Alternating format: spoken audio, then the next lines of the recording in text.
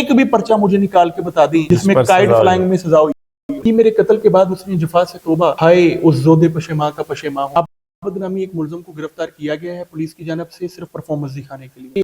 आबद इंशाल्लाह जल्द बाहर आ जाएगा, यानी वो जमानत पर हावी हो जाएगा और वो इस केस में बरी भी हो जाएगा। सिर्फ एक पब्लिक प्रेशर जो पूरी कौम के सामने क्रिएट हो चुका है उसको दबाना कहीं ना कहीं जरूरी हो गया। कत्ल बिल खता है और खता से जो कत्ल होती है उसकी सजा 320 के अंदर है और वो बड़ी डिफाइंड है। जो शहर को पार कर चुकी है वो चीज वापस तो नहीं आ सकती। किसी को लग रहा है कि शायद किसी ने फायर कर दिया है कि जो इतना खून बह रहा है, किसी को लगता है कि शायद वो मोटरसाइकिल से गिर गया है, सर फट गया है, जड़ को नहीं पकड़ा जा रहा। यही तो मेरा इख्तिलाफ है। पुलिस चर्च बेचने वाले को नहीं पकड़ रही, चर्च बनाने वाले को नहीं पकड़ रही, चर्च पीने वाले को पकड़ रही है। मेरी पुलिस के उस रवैये के साथ दुश्मनी है जिस रवैये के जरिए अवाम के ऊपर जुल्म होता है। शोबा वकालत में तो मैं मौजूद था। पतंगबाजी का वो एक ऐसा वाकया था जिसकी वजह से मैंने फौजदारी वकालत को ज्वाइन किया। आपके ही घर के अंदर आपके ही बच्चे आपके ही काबू में नहीं है तो पुलिस उनको कैसे काबू करेगी? जो हमारी मूवमेंट है आर्टिकल 10A की, उसका मकसद ही ये है कि 6 महीने के अंदर ट्रायल मुकम्मल करें। आप व्यूअर्स, वीडियो पर आने से पहले हमारे चैनल को सब्सक्राइब कर दें, लाइक कर दें और बेल आइकन के बटन को दबाना मत भूलिएगा। आप देख रहे हैं, मैं हूं आपका होस्ट राना दिलशाद। नाज़रीन, फैसलाबाद में एक दिल दहला देने वाला एक वाकया होता है। डोर फिरती है और वो दुनिया से चला जाता है। आसफ का घर खुशियों का एक गहवारा था जो मातम कदा बन गया। आसफ की शादियों की तैयारियां जारी थी। बहनें माँ भाई कपड़े खरीद रही थी, बहनें सेहरे सजा रही थी, लेकिन उस बहनों ने उस भाई को जहाँ सेहरे सजाने थे वहीं उसको कफन पहनाना पड़ा। नाज़रीन, आम आदमी के लिए तो शायद एक रूटीन की खबर हो। वो घर जहाँ शादी थी, जो आसफ की दुल्हन थी, जो आसफ की माँ थी, बहनें थी, उन पर क्या क़यामत गुजरी है ये वो जाने। पतंगबाजी, गुड्डी और डोर। जब कोई खूनी डोर से बंदा दुनिया से चला जाता है तो इंतजामिया हरकत में आ जाती है। पुलिस पर्चे पे पर्चा दे रही होती है, अपनी कोताहियां छुपाने की कोशिश करती है, अपनी एफिशिएंसियां दिखाने की कोशिश करती है। हमारे साथ मौजूद है एक दबंग वकील मियां अब्दुल मतीन एडवोकेट। अस्सलाम वालेकुम मियां साहब। वालेकुम सलाम। मियां साहब खैरियत से हैं? अल्लाह आपका बहुत शुक्रिया। पूरी कौम ने यकजा होकर इस पतंगबाजी के खिलाफ बजाते खुद एक्शन लेना शुरू कर दिया। एक मुहिम का अवामी मुहिम का आगाज कर दिया। अवामी मुहिम का आगाज हो गया। इतनी अवेयरनेस आ गई कि लोगों ने अपनी पतंगे जलाना शुरू कर दी, अपनी डोरें जलाना शुरू कर दिया। जाती हैसियत में अगर कोई बच्चा पतंग लेकर जा रहा है तो मोहल्ले के लोग उसको डांट रहे हैं, पीट रहे हैं कि पुत्र है, कम नहीं करना। पुलिस के साथ मेरी क्या दुश्मनी है? मेरी पुलिस के साथ दुश्मनी नहीं है, मेरी पुलिस के उस रवैये के साथ दुश्मनी है जिस रवैये के जरिए अवाम के ऊपर जुल्म होता है। अगर मैं इस वाक्य से इसको रिलेट करूं तो मैंने आज से कुछ अर्सा कबल एक वीडियो अपलोड की थी जो बड़ी वायरल हुई कि मैं वकील क्यों बना। देखिए दिलशाद भाई, मामला ये था कि शोबा वकालत में तो मैं मौजूद था। पतंगबाजी का वो एक ऐसा वाकया था जिसकी वजह से मैंने फौजदारी वकालत को ज्वाइन किया। वो जो वीडियो अपलोड की वो इस वाक्य से पहले की अपलोडेड है। उसके ऊपर कोई 4 से 4.5 मिलियन व्यूज हैं। उसके अंदर एक बुजुर्ग को पकड़ के ले गए थाना शफीकाबाद वाले और उसके ऊपर 350 गुड्डे डाल दिए एक बुजुर्ग के ऊपर जिसका उस बकुए से कोई ताल्लुक, और मेन मुलजमान भगा दिए गए। अब यहाँ से सवाल उठता है अगला कि काइट फ्लाइंग का ऑर्डिनेंस तो मौजूद था, कानून तो मौजूद था, लेकिन वो इंप्लीमेंट उस तरीके से नहीं हो रहा था जिस तरह होने का उसका हक है। मियां अब्दुल मतीन साहब, हमारा सबसे बड़ा प्रॉब्लम ये है कि हम जड़ को नहीं पकड़ते। जिसके पास 4 पतंगे हैं उसके खिलाफ तो पर्चा दे दिया। यार ये पतंगे आती कहाँ से हैं?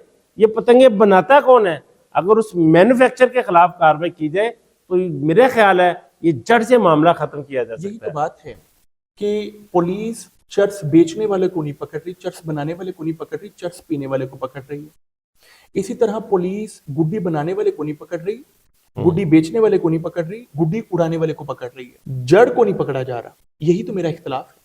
और जब मैं इख्तिलाफ करता हूं तो लोग समझते हैं कि शायद मेरी पुलिस के साथ कोई दुश्मनी है। दुश्मनी नहीं। आप देखिए, ठहरे नहीं, गाड़ियां चल रही हैं और लोग वीडियो बना रहे हैं। यार इंसानियत हमें इतनी मर गई है। किसी को लग रहा है कि शायद किसी ने फायर कर दिया है कि जो इतना खून बह रहा है। किसी को लगता है कि शायद वो मोटरसाइकिल से गिर गया है, सर फट गया है। किसी को लग रहा है कि किसी ने फायर मार दिया है। किसी को समझ ही नहीं आ रही कि ये डोर फिर गई है। अब जिसको समझ आई है उसने मौके पर क्या किया है, मौके पर उसने मफरल लपेट दिया उसको। लेकिन जो चीज कट चुकी है, जो शहर को पार कर चुकी है, वो चीज वापस तो नहीं आ सकती। क्योंकि अगर 1-2 शारक होती हैं, अगर एक कट जाए तो उसका इलाज है कि उसको दबा दिया जाए तो बंदा हॉस्पिटल तक पहुंच जाता है।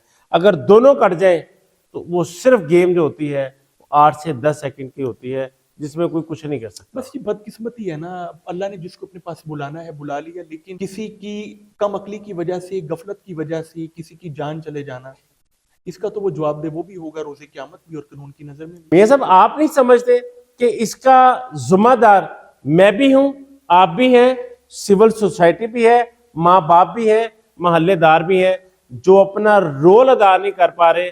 जब कोई मर जाता है हम 4 दिन रोते हैं, फिर मामला वहां पर।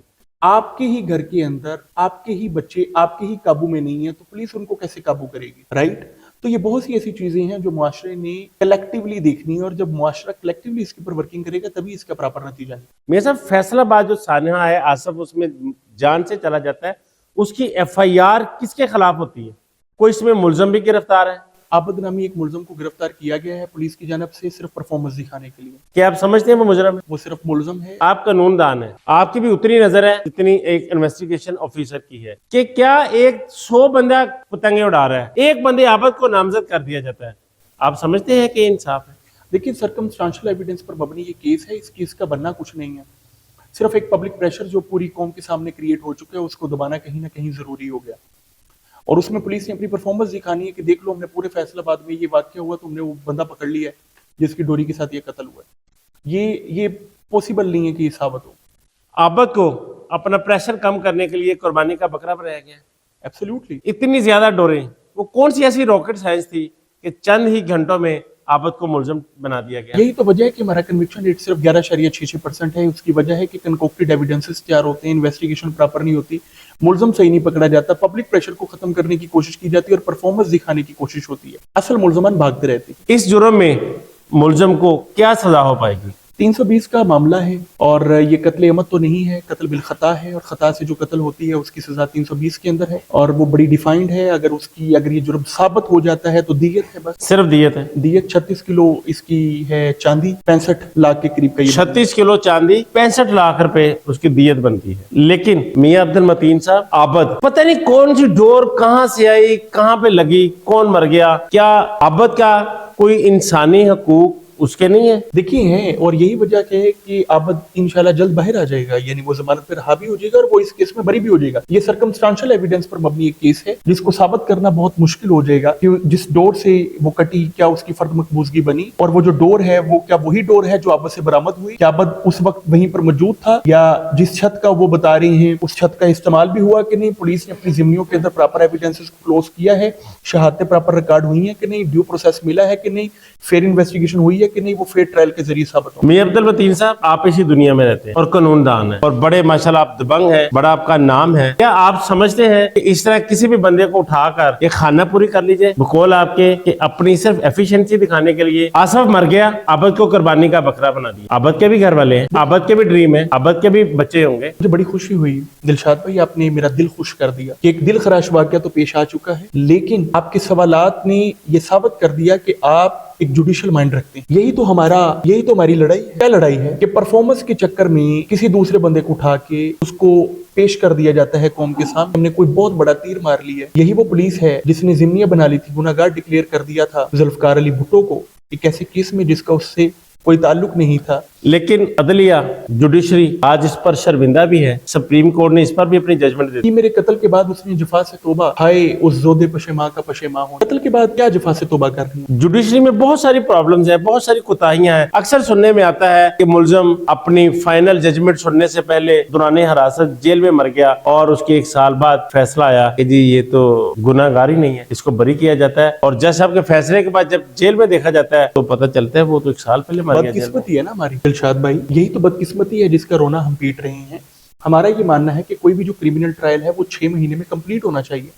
जो हमारी मूवमेंट है आर्टिकल 10A की, उसका मकसद ही ये है कि 6 महीने के अंदर ट्रायल मुकम्मल करें, आप क्रिमिनल ट्रायल मुकम्मल करें, एविडेंस सारा कलेक्ट करें, इन्वेस्टिगेशन सारी कंप्लीट हुई हो, चलान 14 दिन के अंदर सबमिट हो जाए, FIR फौरी तौर पे होनी चाहिए। हमारी तो FIR 6 महीने में होती है। मियां साहब, काइट एक्ट, उसकी सजा कितनी है? अगर कोई बंदा गुड्डी उड़ाता है, पकड़ा जाता है, उसकी सजा क्या है? ऑर्डिनेंस है 2001 का जिसकी प्रोमलगेशन हुई है 2007 में। इसके अंदर जो सेक्शन 4 है उसके अंदर बता दिया गया कि कोई भी गुड्डी उड़ाएगा, बनाएगा, सेल करेगा, मैन्युफैक्चर, सेल या फ्लाइंग, तीनों के अंदर या फिर कोई अबेट करे, इसके अंदर कॉन्स्पायर करे, उसकी जो सजा है वो 3 साल है, विद या विद आउट जुर्माना, जो कि जुर्माना 1 लाख तक हो सकता है। कि 50 छतों से पतंग उड़ रही है और हम एक बंदे को नामजद करते हैं, क्या उसके साथ ये जुल्म नहीं है? 24 साल होगी इस कानून को आए, और 24 साल में अगर आप हर साल की बात करें तो हर साल में, हर महीने की बात करें, हर महीने में हर दिन की बात करें, और हर दिन में हर थाने की बात कर लें, और पूरे पाकिस्तान के सारे थानों की बात कर लें, तो सिर्फ लाहौर के 84 थाने हैं। हर थाने में रोजाना